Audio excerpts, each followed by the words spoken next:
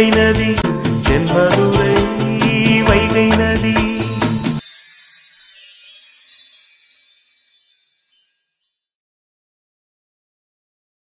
மலர், என்னடா உங்க முகம் இந்நேரத்துக்கு 1000 வாட்ஸ் பல்பு போட்ட மாதிரி பிரகாசமா இருக்கணுமே. ஆனா பயமா இருக்கு பார்ட்னர். பயமா இருக்கா? அதுவும் மலர் விழிக்கா? ஆமா பார்ட்னர், என்னை சுத்தி என்னென்னமெல்லாம் நடந்திருக்கு. எதுவுமே தெரியாம நான் ஊர் வம்பு பிரச்சனைன்னு என்னெல்லாம் பண்ணிட்டு இருந்திருக்கேன். அது யோசிக்க வேண்டிய விஷயம். பார்ட்னர், இப்போ இதுக்கு அரவிந்தன் கிட்ட இருந்து ஏதாவது பிரச்சனை வருமா? அப்படி ஏதாவது வந்தா நான் பாத்துக்கிறேன், யூ டோன்ட் வரி. ஆனா என் பொண்டாட்டி முகம் இப்படியெல்லாம் இருக்கக்கூடாது, நல்லா சிரிச்ச மாதிரி இருங்க, பிரைட்டா. அப்படித்தான் இருக்கணும்னு நினைக்கிறேன் பார்ட்னர். ஆனா எங்க அண்ணனை நினைச்சா கொஞ்சம் பாவமா இருக்கு. மலர், இறக்கப்பட வேண்டியதுதான்.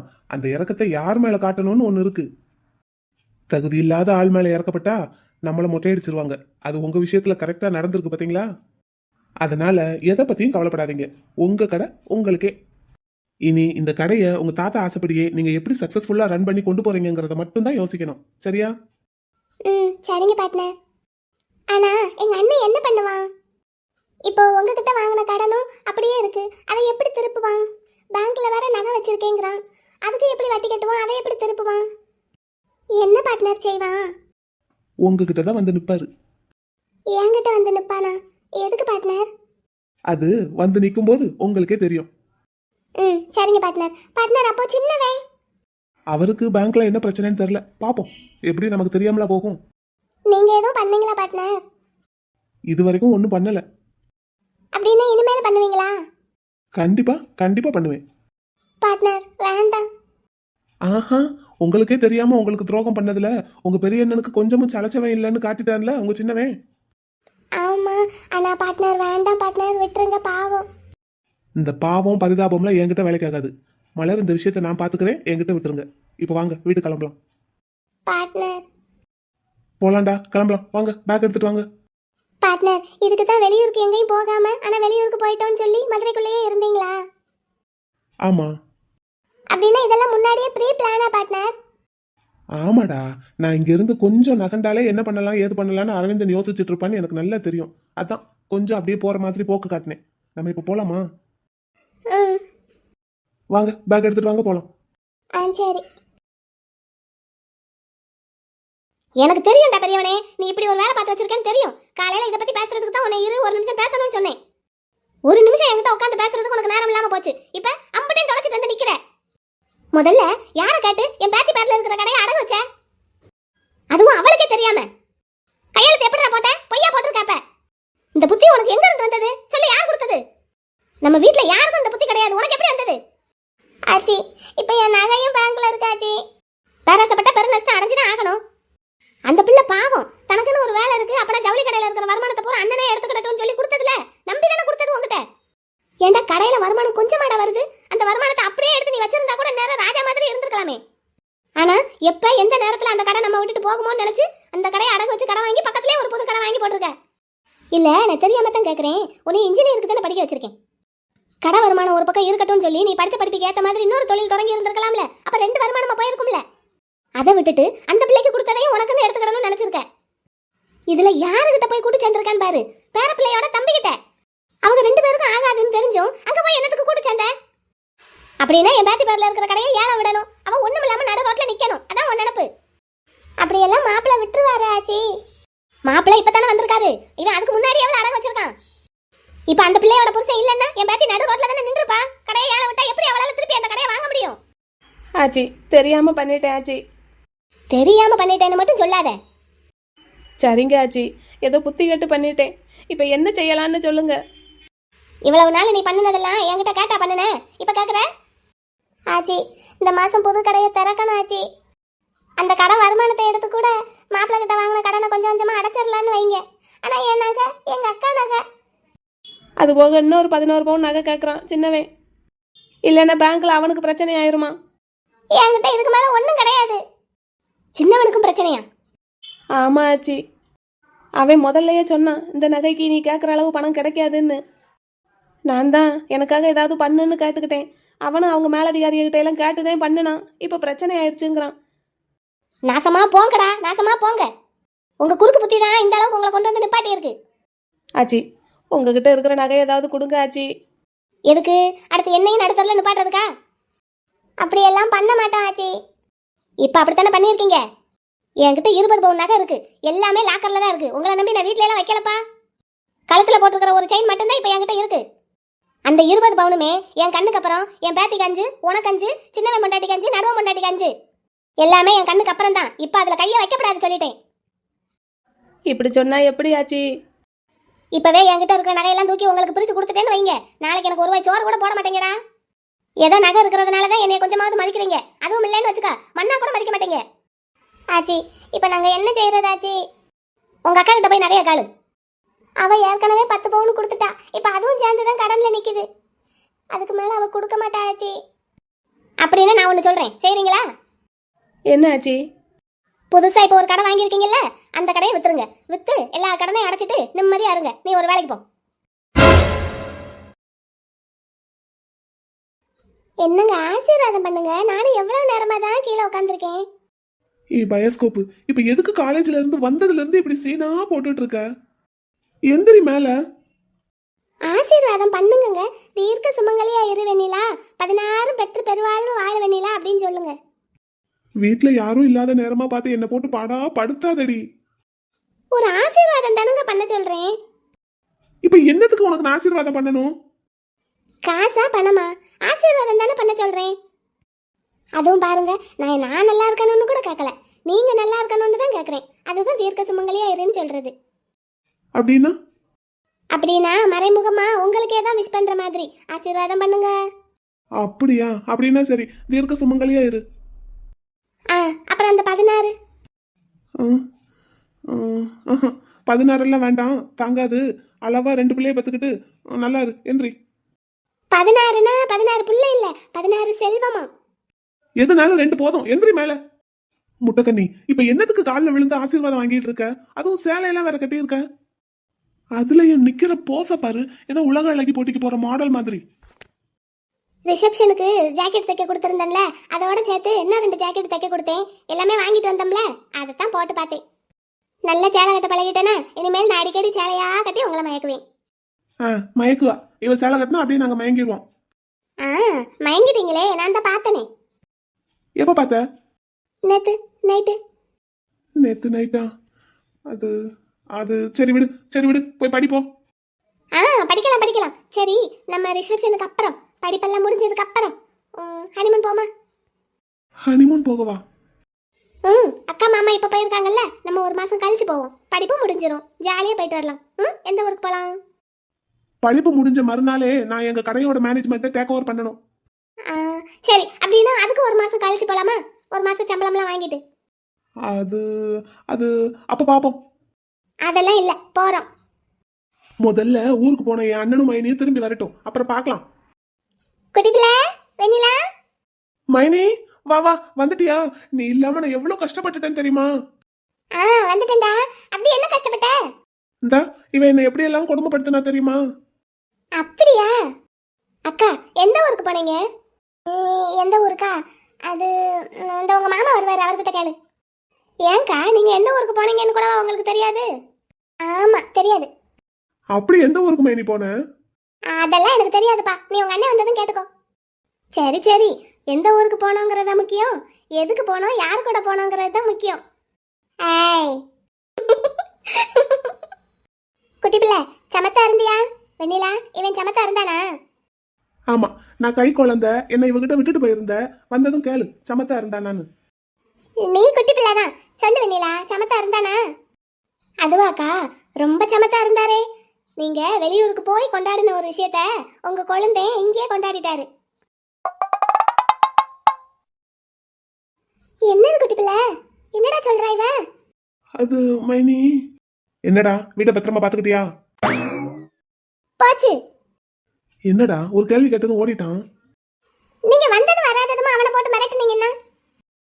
நான் எங்கடா மிரட்டினேன்? வீட்டை பத்திரமா பாத்துக்கிட்டியான்னு கேட்டேன். அதுக்கு எதுக்கு அவன் ஓடுறான்? ஏதாவது ஏடா கூடமா பண்ணி வச்சிருக்கானா? வெண்ணிலா, என்னமா ஆச்சு? ஒண்ணும் இல்ல மாமா. எப்படிமா இருக்கீங்க? நல்லா இருக்கேன் மாமா. ஆத்தா எங்க? பாட்டி அங்கதான் இருக்காங்க, கஸ்தூரி கூட. சரிதான். அப்போ இங்க வரவே இல்லையா? ஆமா மாமா, கஸ்தூரி அங்க தனியா இருக்காங்க, அழுதுகிட்டே இருக்காங்கன்னு சொல்லி அவங்களுக்கு துணைக்கு அங்கேயே இருந்துட்டாங்க. அத்தையும் வீட்டுக்கு அப்பப்பதான் வந்து போறாங்க, ஹாஸ்பிட்டல்லே இருக்க வேண்டியதா இருந்ததுனால அதான். சரி சரிம்மா சரி. வெண்ணிலா, என்னாச்சு? நீ சொன்னது நிஜமா? இல்லக்கா, சும்மா தான் சொன்னேன். சும்மா சொன்னியா? அடி பாவி. ஆனா உனக்கு என் குட்டி பிள்ளைய விட சேட்டை அதிகமா இருக்குல்ல?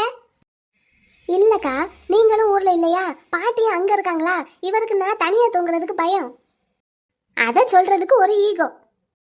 அப்ப நான் தனியா தூங்குவேனா, நான் பயந்துருவேனா? அதனால உனக்கு துணைக்கு நான் வந்து ஓ ரூம்ல தூங்குறேன்னு சொல்லி என் ரூம்ல வந்து தூங்கிக்கிட்டாரு. தூங்குற வரைக்கும் ஒரே புலம்பல். அதுவும் என் மடியில படுத்துக்கிட்டு தான் தூங்கினாரா? அதான் விடிஞ்சதும் புதுசா ஒரு கதையை ஓட்டிட்டேன். நம்பிட்டாரு. வெண்ணிலா குட்டி பிள்ளை பாவம். பாவமா? யார் அவரா? என்னை என்ன பாடுபடுத்துறாருன்னு எனக்கு தான் தெரியும். அப்படி என் குட்டி பிள்ளை உன்னை என்ன பாடுபடுத்திட்டான்? என்ன அவருக்கு ரொம்ப ரொம்ப பிடிச்சிருக்கு. ஆனா என்னமோ பிடிக்காத மாதிரியும், வேண்டா வெறுப்பா கல்யாணம் பண்ணிக்கிட்ட மாதிரியும், ஏதோ போனா போகுதுன்னு என் கூட குடும்பம் நடத்துற மாதிரியும்ல பேசிக்கிட்டு இருக்காரு. அதான் ஒரு சந்தர்ப்பம் கிடைச்சது, வச்சு செஞ்சுக்கிட்டு இருக்கேன். நல்லா செஞ்சப்போ. ஏக்கா ஏக்கா, இப்ப நான் உங்ககிட்ட சொன்னது நமக்குள்ளே இருக்கட்டும்க்கா, அவருக்கு தெரிய வேண்டாம். இந்த ஒரு விஷயத்த வச்சே அவரை நான் என் இஷ்டத்துக்கு ஆட்டி வைப்பேன். ஆனா அவனுக்கும் இப்படி ஏதாவது ஒன்று இருந்தா தான் வழிக்கு வருவான். என்னமோ பண்ணுப்போ. சரிக்கா, நீங்க போய் ரெஸ்ட் எடுங்க போங்க. சரி. இதை பத்திரமா பெட்டிக்குள்ள வச்சு பூட்டிடணும்.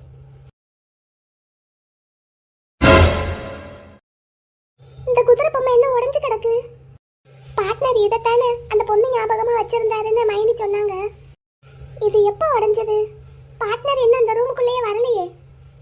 மலர், மலர் என்னடா ஆச்சு? பார்ட்னர், இந்த குதிரை பொம்மை உடைஞ்சு கிடக்கு. நான் உங்களுக்கு லெட்டர் எழுதி வச்சுட்டு அது காத்துல பறந்துடாம இருக்கிறதுக்காக இந்த குதிரை பொம்மையை தூக்கி வச்சுட்டு வந்தேன் வெயிட்டுக்கு. இப்ப பார்த்தா இது உடைஞ்சு கிடக்கு. நீங்க எழுதின லெட்டர் எங்க இருக்கு? அது உங்ககிட்ட தான் இருக்கு. ஆமா, என் சட்டை பாக்கெட்ல பத்திரமா இருக்கு. சரி. பத்திரமா இருக்க வேண்டியது என்கிட்ட பத்திரமா இருக்கு. அப்படின்னா? உடைய வேண்டியது உடைஞ்சு போச்சு. அப்படின்னா நீங்க தான் உடைச்சீங்களா? ஆமா. பார்ட்னர், ஏன் உடைச்சீங்க?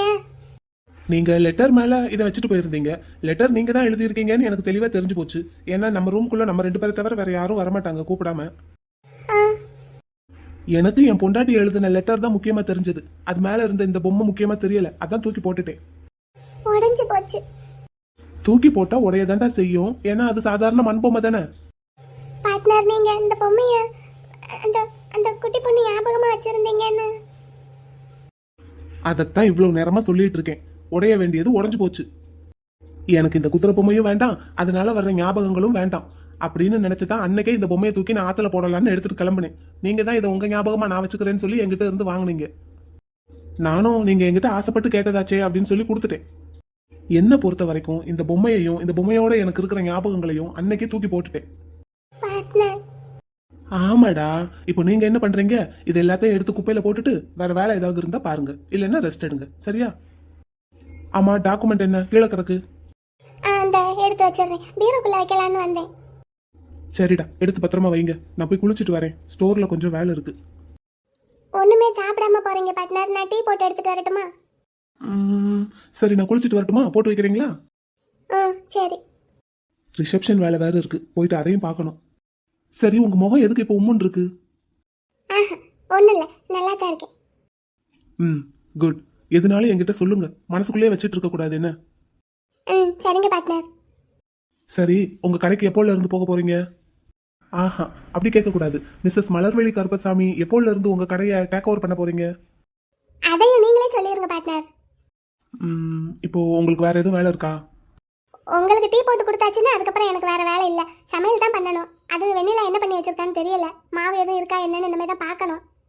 சரி, அப்படின்னா வெண்ணிலா ஏதாவது செய்யறாங்களான்னு பாருங்க, இல்லாட்டி எல்லாருக்குமா சேர்த்து வெளியில ஆர்டர் பண்ணிடலாம். சாப்பாடா? ஆமாடா, நீங்க இன்னைக்கே கடைக்கு போயிருங்க. நான் ஸ்டோர் போகும்போது உங்களை அங்க இறக்கி விட்டுட்டு போறேன். இன்னைக்கேவா பார்ட்னர்? இன்னைக்கே தான், இப்பவே தான்.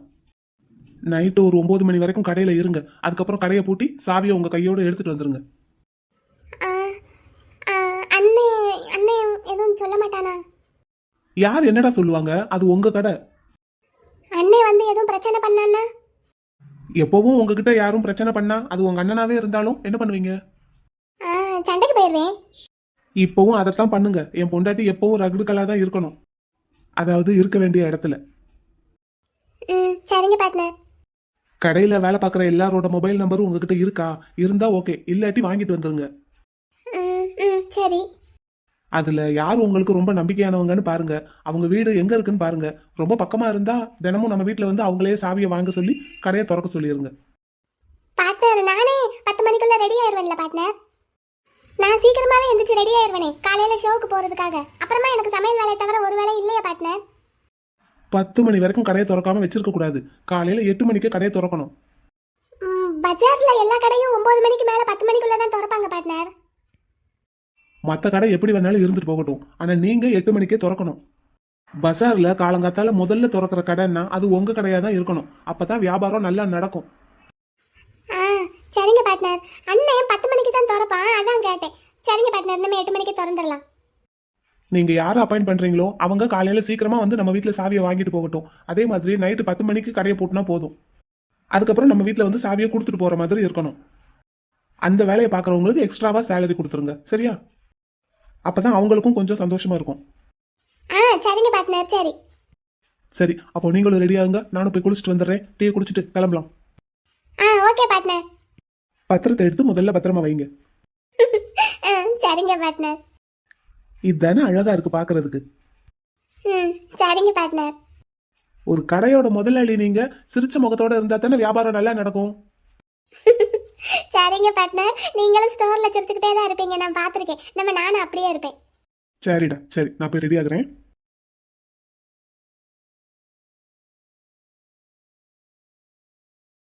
இப்ப அழுது என்ன பிரயோஜனம்? புருஷன் தப்பு பண்ணான்னா கூட இருக்கிற பொண்டாட்டி தான் அது தப்புன்னு எடுத்து சொல்லி அவனை நல்வழிப்படுத்தணும். அதே மாதிரி பொண்டாட்டி ஏதாவது ஒரு விஷயம் தப்பா பண்ணான்னா புருஷன் தான் அதை சரி பண்ணணும். ஆனா இங்க புருஷன் பொண்டாட்டி 2 பேரும் ஒருத்தருக்கு ஒருத்தர் போட்டி போட்டுக்கிட்டு தப்பு பண்ணியிருக்கீங்க.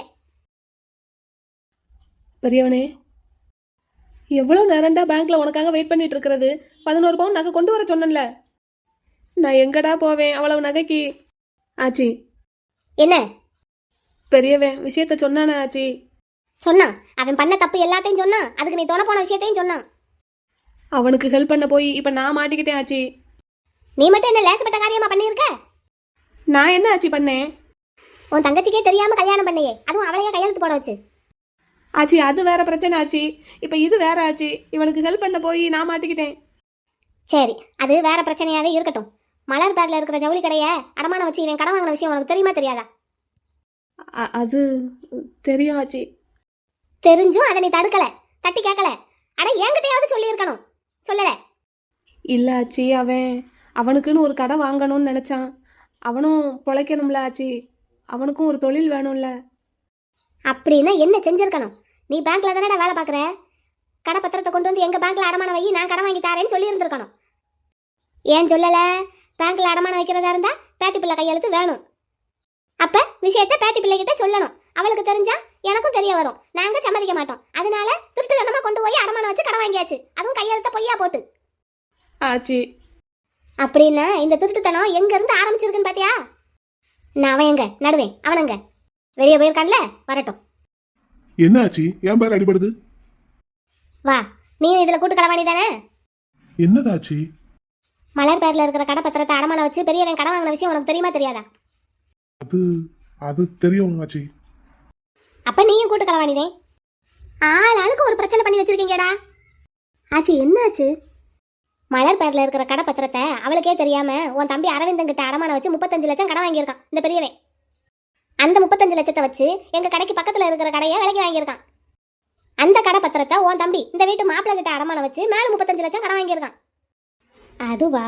அதுதான் தெரியுமே. தெரியுமா? உனக்கும் தெரியுமா? எப்படி தெரியும்? என் தம்பி சொன்னான். அதான் நான் பார்த்தேன். ஆனா தெரிஞ்சுக்கிட்டும் நீ கூட என்கிட்ட ஒரு வார்த்தை சொல்லல.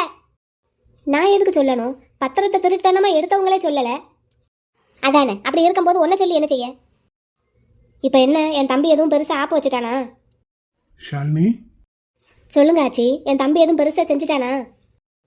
ஆமாத்தா, ஆமா. அவன் ரொம்ப நாளாவே இதுக்காகத்தான் காத்திருந்தான். அதனாலதான் எனக்கும் தெரிஞ்ச மாதிரி நான் உங்ககிட்ட காட்டிக்கல. ஏம்மா ஒரு வார்த்தை என்கிட்ட சொல்லியிருந்தா நான் கொஞ்சம் சுதாரிப்பா இருந்திருப்பேன்ல. உங்களை சுதாரிக்க விடக்கூடாதுங்கிறதுக்காகத்தான் சொல்லாம இருந்தேன். என்ன ஷாலினி? எம் ஷாலினி. டேய், இப்போ உனக்கு என்னடா பிரச்சனை? நீ எதுக்குடா மூஞ்சத்திக்கு வச்சுட்டு இருக்க? பேங்க் சம்பந்தமா பெரியவனுக்கு ஒரு ஹெல்ப் பண்ணண்டா. இப்போ அதில் மாட்டிக்கிட்டேன். 11 பவுன் நகை இப்போ தேவையா இருக்கு. ஆச்சி நீங்க ஒரு 11 பவுன் நகை கொடுங்க ஆச்சி பெரியவனுக்கு. ஒத்த பைசா கூட தரமாட்டேன் நானு. பெரியவங்கிட்ட நான் ஒரு யோசனை சொல்லியிருக்கேன், அதை செய்ய சொல்லு. பெரியவனை என்னடா புது கடையை விற்று கடன் அடைக்க சொல்றாங்க. அப்படியா? அதை தான் நீ செஞ்சாகணும். ஆனால் எனக்கு இன்னைக்கு நைட்டுக்குள்ள 11 பவுன் வேணும்டா. இல்லாட்டி நாளைக்கு என்ன சஸ்பெண்ட் பண்ணிடுவாங்கடா. என் மேலே கேஸ் ஃபைல் பண்ணிடுவாங்க. என்கிட்ட ஒத்த பவுன் நகை கூட இல்லடா. என்னடா நீ இப்படி என்னை மாட்டி விட்டுட்ட? உன்னைய மாட்டி விட்டது நான் இல்லடா, உன் மச்சான் அரவிந்தன் தான். அரவிந்தனா? என்னடா சொல்ற? உங்க பேங்க் மேனேஜரை கைக்குள்ள போட்டுக்கிட்டு அவர் தான் இந்த வேலையெல்லாம் பார்த்து உன்னை மாட்டி விட்டுருக்காரு.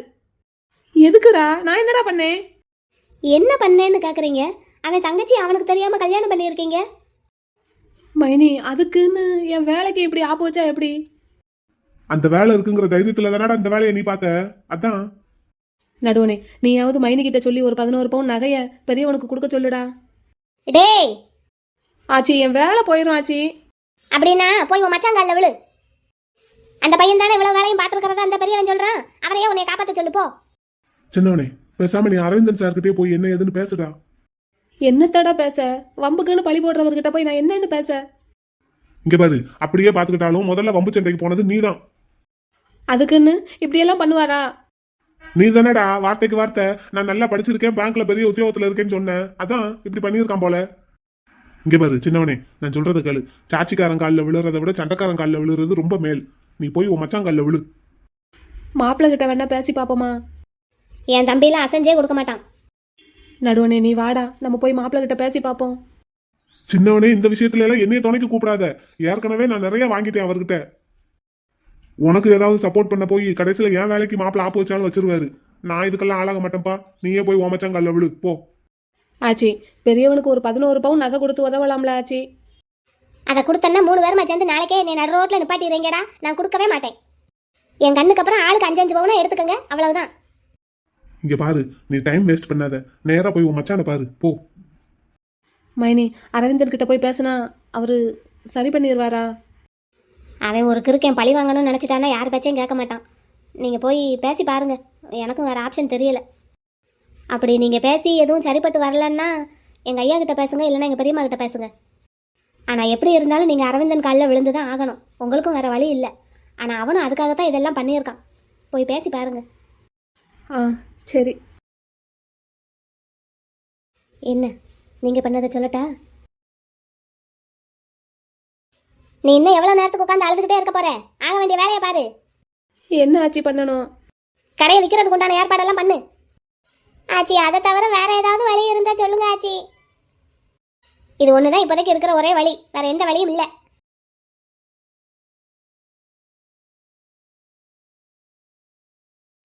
டேய் கருப்பா வாடா இங்க.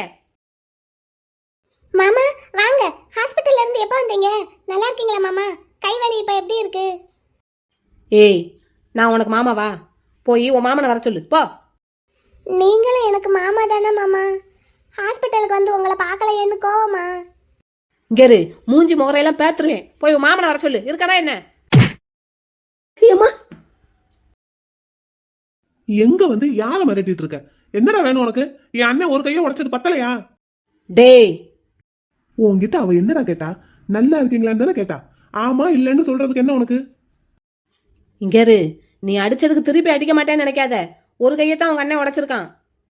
அதுதான் நானும் சொல்றேன். என் அண்ணன் ஒரு கையத்தான் உடைச்சிருக்காரு. மீதி இன்னொரு கையை நான் உடைக்கவா? ஆ உடைச்சு பாருடா பாப்போம். உடைக்க மாட்டேன்னு நினைக்காத. இப்ப எதுக்கு என் வீட்டுக்குள்ள வந்திருக்க? எங்கடா உங்க அண்ணே? இங்க தாண்டா இருக்கேன். என்னடா? டேய் எங்கடா என் 35 லட்சம்? யார்டா கொடுத்த? என்கிட்ட வந்து கேக்குற?